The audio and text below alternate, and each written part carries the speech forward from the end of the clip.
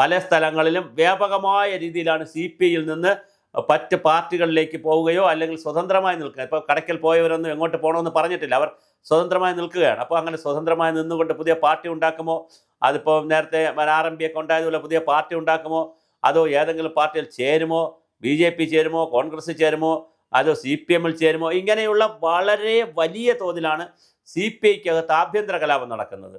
K. ഇസ്മയിലുമായിട്ടുള്ള ബന്ധപ്പെട്ട പ്രശ്നങ്ങൾ, C. ദിവാകരൻ്റെ പ്രശ്നങ്ങൾ, പ്രായത്തിൻ്റെ പ്രശ്നങ്ങൾ, അങ്ങനത്തെ കുറേ പ്രശ്നങ്ങൾ.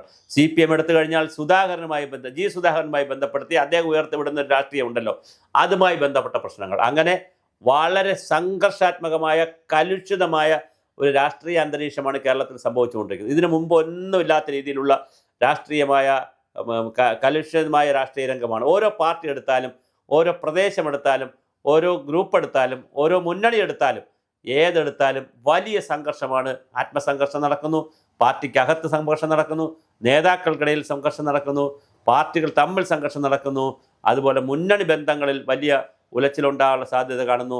ഇതെല്ലാം ഇങ്ങനെ സംഭവിച്ചുകൊണ്ടിരിക്കണം. അപ്പോൾ ജനങ്ങളെ സംബന്ധിച്ചിടത്തോളം അവർ അന്തം വിട്ട് നിൽക്കുകയാണ്. ഇത് ഏത് മുന്നണിക്ക് വോട്ട് കൊടുക്കണം, ആരാണ് കൂടുതൽ കറക്റ്റ് എന്നറിയില്ല. അതിനിടയിൽ വിവാദമായ പ്രസ്താവനകൾ.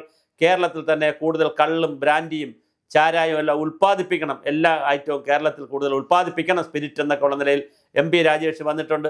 അപ്പോൾ അത് പാലക്കാടുള്ളൊരു സ്വകാര്യ കമ്പനിക്ക് വേണ്ടിയിട്ടാണ് രാജേഷ് വന്നിരിക്കുന്നുള്ള പൊളിറ്റിക്കൽ വാദമൊക്കെ വരുന്നത്. അപ്പോൾ അത്തരത്തിൽ വളരെ ഗുരുതരമായ ഗൗരവതരമായ രാഷ്ട്രീയമായ ഇടപെടലുകളും ചേരിമാറ്റവും പരസ്പരം കൂറുമാറ്റം. ഇതിനിടയിലാണ് പല നേതാക്കളും, ലീഗിൻ്റെ നേതാക്കളുടെ മക്കൾ, സഹോദരങ്ങൾ എന്നൊക്കെ പറഞ്ഞ് കുറച്ച് പേര് BJP ചേരുന്നു, കുറച്ച് പേര് കോൺഗ്രസ്സിൽ ചേരുന്നു, വേറെ കുറച്ച് പേര് CPMൽ നിന്ന് BJP ചേരുന്നു, BJP നിന്ന് CPMൽ ചേരുന്നു.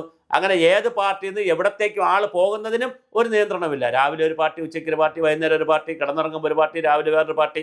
അങ്ങനെ പാർട്ടികളിലേക്ക് ഇങ്ങനെ ആയാറാം കയ്യാറാം നടത്തുന്നതിലും കേരളത്തിൽ പുതിയ പുതുമയില്ലാതെ വന്നിരിക്കുന്നു. അപ്പോൾ മുന്നണികൾ തമ്മിലുള്ള ബന്ധത്തിൽ പ്രശ്നം വരുന്നു.